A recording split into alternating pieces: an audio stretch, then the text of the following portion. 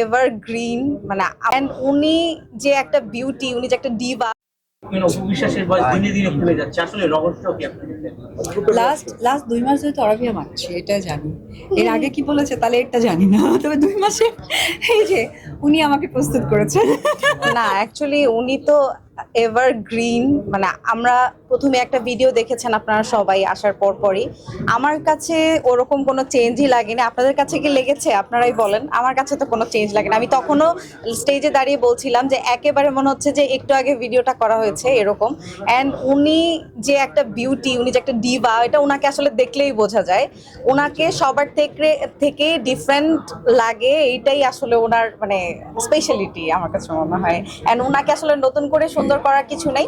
Skin care হচ্ছে একটা process, এটা একটা প্র্যাকটিস। হ্যাঁ, যেমন আমরা প্রত্যেকদিন ভাত খাই, আমরা যেমন ভাত খাই, পানি খাই, আমরা পানি না খেলে যেমন বাঁচবো না, স্কিন কেয়ারটা ঠিক ওই রকমই। আপনি যদি স্কিন কেয়ার না করেন আপনার স্কিন কখনো সুন্দর থাকবে না। আপনি যতই সুন্দর স্কিন নিয়ে জন্মান না কেন, যে কোনো জিনিসেরই আপনি যদি চর্চা না করেন ওটা কখনো সুন্দর থাকবে না। দ্যাটস ইট, এটুকুই। আরেকটা প্রশ্ন, আপনি একটা স্ট্যাটাস দিয়েছেন, আমরা